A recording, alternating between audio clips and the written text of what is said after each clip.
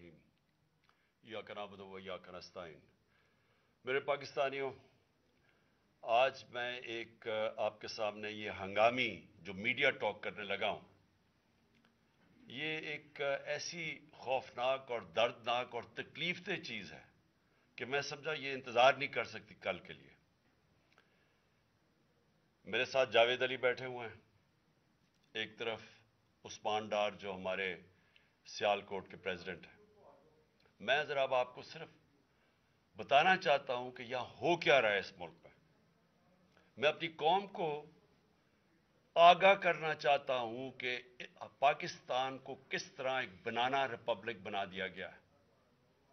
نہ یہاں کوئی قانون کی فکر ہے طاقتور کو، نہ ان کو فکر ہے اپنے آئین کی۔ ہمارا جو آئین ہے اس کا آرٹیکل 14 وہ واضح طور پہ کہتا ہے کہ ہر انسان کی عزت کی حفاظت کی جائے گی، ہر انسان کی ڈگنیٹی کو پروٹیکٹ کیا جائے گا۔ یہ ہمارا آئین ہمیں حق دیتا ہے۔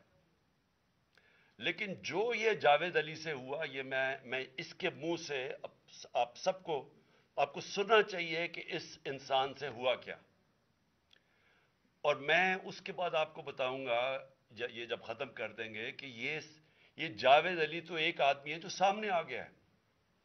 یہاں اتنے لوگوں کو انہوں نے جب سے ہماری گورنمنٹ گئی ہے اس طرح کے بیان دلوانے کی کوشش کی کہ یا ہمارے MPs MNAs جو تکڑے وزیر ہیں ان کے خلاف دو، یا ان کے اوپر ویڈیو فلم بنا دو، یا بلیک میل کرنے کے لیے ان کی کوئی آڈیو ٹیپس کر دو، یا ان کے اوپر کوئی کرپشن کے کیسز بنا دو بلیک میل کرنے کے لیے۔ صرف ایک ان کا مقصد ہے کہ کسی طرح تحریک انصاف اور عمران خان کو کمزور کر کے ان چوروں کو پھر سے الیکشن جتا دیا جائے۔ اب میں جاوید علی کی انٹروڈکشن کروا دوں۔ ان کو عثمان ڈار نے جو کلاس 4 ہوتی ہے، جو کلاس 4 کی نوکری ہوتی ہے، وہ نوکری دلوائی سیالکوٹ میں۔ یہ خود بتائیں گے کہ ان کی نوکری ایک چوکیدار تھے، چوکیدار کی نوکری تھی۔ ان کو اٹھایا گیا، پولیس نے اٹھایا، اور اس کے بعد نامعلوم افراد نے اٹھایا، اور اب ان سے پوچھے، ان کی زبانی پوچھے کہ ان سے کیا گیا۔ پھر میں واپس آتا ہوں آپ کے پاس۔ بولو جاوید۔ السلام علیکم جی، میرا نام جاوید علی ہے، میں چوکیدار کی نوکری کرتا ہوں ایجوکیشن ڈپارٹمنٹ میں۔ تو مجھے ادھر بلایا جاتا ہے کال کر کے کہ آپ آئیں ادھر اور آپ سیلری اپلائی کریں اور آپ کو جو ہے نا آپ کی سیلری ملے۔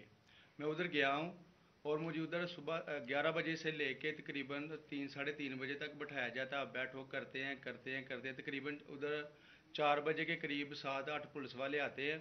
وہ ادھر سے مجھے پہلے ہاتھ کڑی لگاتے ہیں، بعد میں میرے آنکھوں پہ اوپر شرٹ باندھتے ہیں اور اوپر چولا ڈال لیتے ہیں کہ جیسے میں کوئی دہشت گرد ہوں، ٹھیک ہے۔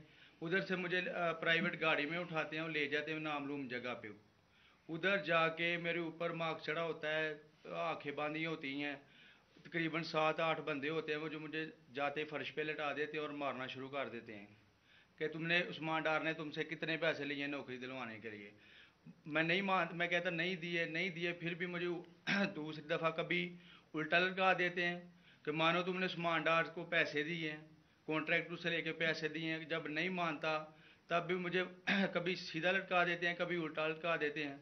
اور بعد میں جب میرے مثلاً کہ کبھی اینٹ ادھر سے اینٹ اٹھاتے ہیں، اسے دھاگے سے میرے نازک حصوں میں باندھ دیتے ہیں کہ مانو تم کانٹریکٹر سے پیسے لے کے عثمان ڈار کو دیتے ہو۔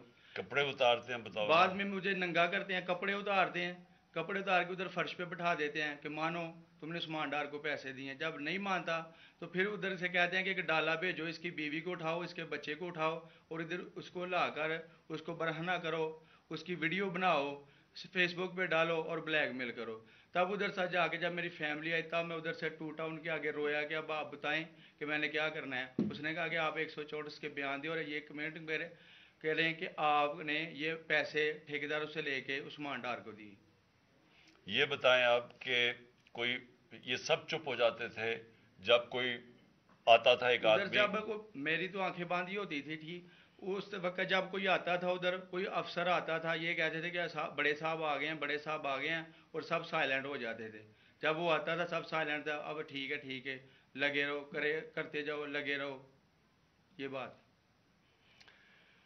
میں اب آپ کے سامنے یہ جو جاوید علی نے بات رکھی، یہ ہر طرح ہم کنفرم کر سکتے ہیں. قرآن کے اوپر ہاتھ رکھنے کے لیے میرے سامنے تیار تھے. یہ عثمان ڈار کو پھنسانے کے لیے، اس کو کرپشن کیسز میں لانے کے لیے، یہ ساری چیز، یہ جو اس سے 164 کا بیان دلوایا گیا، اور پھر بیوی بچوں کو ساتھ والے کمرے میں لا کے ان کو کہا کہ اس کو ننگا کریں گے. یہ سیدھی بات بتائے، بیوی کو کہا کہ اس کو ننگا کر کے اس کی تصویریں بنائیں گے اور پھر فیس بک پہ چلائیں گے. میں آج اپنی بڑے رسپیکٹ سے، میں اپنی عدلیہ سے، میں اپنی چیف جسٹس صاحب سے کہنا چاہتا ہوں کہ دیکھیں، میں اب سے نہیں، جب سے ہماری حکومت گئی ہے، میں تب سے کہتا رہا ہوں کہ ہمارے بنیادی حقوق کی حفاظت کون کرے گا. شہباز گل کو اٹھایا، اس کو ٹارچر کیا گیا، اس کو ننگا کیا گیا، اس کو لٹکایا گیا اوپر، اس کو مارا گیا. اس سے بیان دلوا رہے تھے کہ عمران خان کے خلاف سٹیٹمنٹ دو. جو اس کو کہہ رہے تھے عثمان ڈار کے خلاف سٹیٹمنٹ دو. اس کو میں تب بھی، میں نے صرف ایک میرے منہ سے نکل گئی اور اس سے میں نکل گئی کہ ہم جس جج نے ان کو ریمانڈ دلوایا تھا واپس، شہباز گل کو واپس جیل میں، جب وہ ٹارچر ہوا تھا، تو میں نے کہا قانونی کارروائی کریں گے. میرے اوپر کنٹیمپٹ نوٹس کیا گیا، لیکن کوئی کسی نے ایک کسٹوڈیل ٹارچر ساری دنیا کے اندر منع ہے. کسٹوڈیل ٹارچر کے اوپر کچھ نہیں ہوا. پھر اعظم سواتی کو اٹھایا گیا اور ساری قوم کے سامنے جو اعظم سواتی نے اپنے زبان سے بتایا کہ اسے کیا گیا، ایک ٹویٹ کے اوپر، اس کا صرف ایک ٹویٹ کر دی تھی اس نے کہ NRO2 باجوہ نے دیا، جو سب قوم جانتی ہے. اس کے اوپر جو اس سے کیا گیا، پھر ویڈیو بھیجی گئی اس کی بیوی اور اس کی بیٹی کو. ایسی چیزیں اس ملک کی تاریخ میں کبھی نہیں ہوئی، یا میں تو نہیں کبھی سنی تھی ایسی چیزیں. شاید دہشت گردوں سے ہوتی ہوں، شاید کوئی باہر کے جاسوسوں سے ہوتی ہو، غداروں سے، لیکن اپنے شہریوں کو اس طرح کرنا اس ملک کی تاریخ میں کبھی نہیں ہوا. میں نے، جب مجھے گولیاں لگی، میں نے تب چیف جسٹس صاحب کو پہلے مخاطب ہوا. میں نے کہا دیکھیں، جنہوں نے مجھے یہ قتل کرنے کی کوشش کیا وہ سارے اقتدار میں بیٹھے ہوئے ہیں. اس میں یہ جو ایک آدمی ڈرٹی ہیری جب سے جنرل باجوہ لے کے آیا یہاں، تب سے یہ تشدد شروع ہوا ہے. شہباز گل کا، اعظم سواتی کا، مجھے گولیاں لگی. یہ جو داستان آپ سن رہے ہیں، سوشل میڈیا کے بچوں سے پوچھیں، جب سے یہ آدمی آئے ان سے اٹھ کے کیا ہوا. ان کو بند کمروں میں کپڑے اتارے گئے، ذلیل کیا گیا. ایک ماں باپ نے مجھے کال کی، انہوں نے کہا ابھی تک ان کا بیٹا نارمل نہیں ہوا. اس سے اوپر اتنا تشدد کیا کہ وہ ابھی تک نارمل نہیں ہوا. اور میں ان کو کہا، جس طرح اس کو جاوید کو کہا میں نے سامنے آؤ، سب ڈرتے ہیں، نامعلوم افراد سے سب ڈرتے ہیں، اور کوئی کسی قسم کی پروٹیکشن کسی کو نہیں ہے، کیونکہ یہ قانون کے اوپر ہے، یہ جو مرضی کر لیں، کوئی ان کو بچانے والا نہیں ہے. کوئی جاوید جیسے انسانوں کو جب یہ کرتے ہیں، اس کو پھر دھمکیاں دی گئی کہ تم نے یہ بتانا کسی کو نہیں ہے، تو ہم یہ کر دیں گے، ہم تمہیں یہ مروا دیں گے. تو یہ اس ملک کی، ہمارے پاس تو ایک ہی راستہ ہے، اور مجھے پتہ ہے کہ عدلیہ کے اوپر پورا اٹیک ہے، یہ مافیا کا. یہ پولیٹیشن نہیں ہے، یہ مافیا ہے جو ٹیپیں بناتا ہے ججز کی، جو ہر قسم کی بلیک میل کرتا ہے. انٹیریئر منسٹر ٹیپ چلا رہا ہے کسی کی، یہ بالکل غیر قانونی چیز ہے. وہ جج کی ٹیپ چلا رہا ہے، وہ اس کی مریم وہ ٹیپ چلا رہی ہے کسی ارشد ملک جج کی، کبھی ثاقب نثار کی ٹیپ چل رہی ہے. یہ کسی مہذب معاشرے میں یہ چیزیں نہیں ہوتی. یہ کنٹرول کے لیے، عدلیہ کو کنٹرول کے لیے صرف یہ سارے حربے استعمال کیے جا رہے ہیں. میں آج اس پلیٹ فارم سے اپنے چیف جسٹس اور اپنی ہائر جوڈیشری کو، امید تو صرف آپ سے رہ گئی ہے اس وقت جو جس طرح کا ظلم کیا جا رہا ہے، یہ نامعلوم افراد جو کر رہے ہیں اس ملک کے ساتھ، اور خاص طور پہ جو ڈرٹی ہیری ہے، میری ساری انہوں نے، یہ کیسے ہو سکتا ہے کہ میری جو ساری جے آئی ٹی کی رپورٹ تھی، جو انہوں نے فورینسک ایویڈنس جمع کی ہوئی تھی، وہ ساری ختم کر دی ہے. ان 4 آفیسرز کو پھر اوپر بٹھا دیا جن کے اوپر پروسیکیوٹر جنرل نے کہا تھا کہ انہوں نے میری جے آئی ٹی کی ایویڈنس سیبوٹاج کرنے کی کوشش کی. اس نے ٹیررزم کورٹ کو بتایا ہے، ان کو واپس لا کے اوپر بٹھا دیا ہے. یعنی اس سے انصاف ملے گا؟ ساری ایویڈنس ختم کر دی ہے. تو ہمیں کدھر جائیں گے ہم؟ میری ریکویسٹ ہے چیف جسٹس صاحب، یہ جاوید علی کی، اس کے اوپر سوٹ موٹو ایکشن لیں، پتہ چلائیں کہ یہ کون لوگ ہیں. اور اوپر سے اس نے نامعلوم افراد نے اس نے سنا کہتے ہوئے کہ پولیس کے اوپر سارا الزام لگانا، پولیس کو پنچنگ بیگ بنانا، اور کچھ نہ کہنا، نہیں تو ہم تمہیں یہ کر دیں گے، مار دیں گے. دیکھیں جی، وقت آ گیا ہے.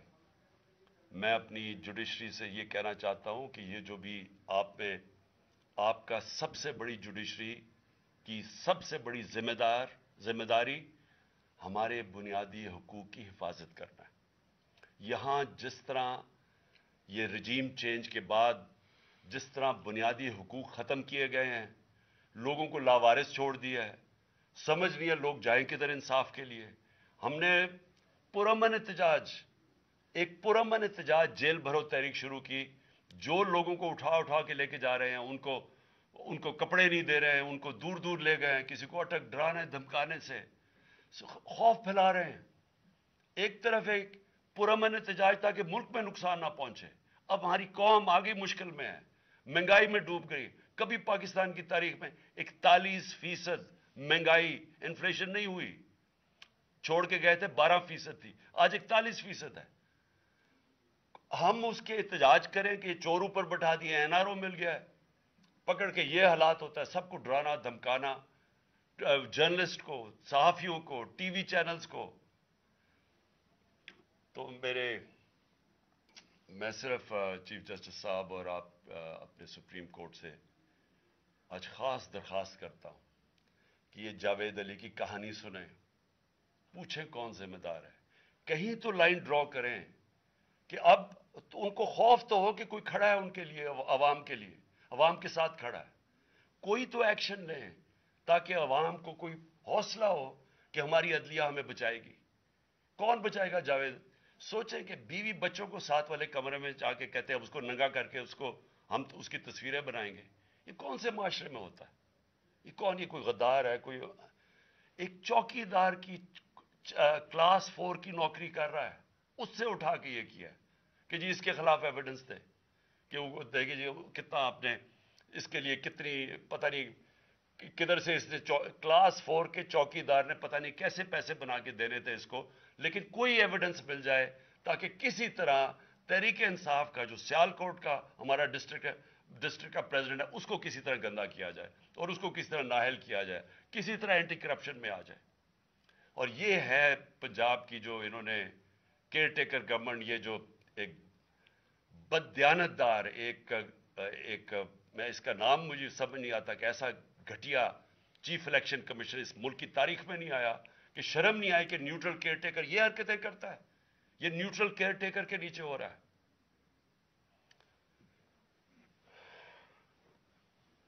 بہت بہت شکریہ.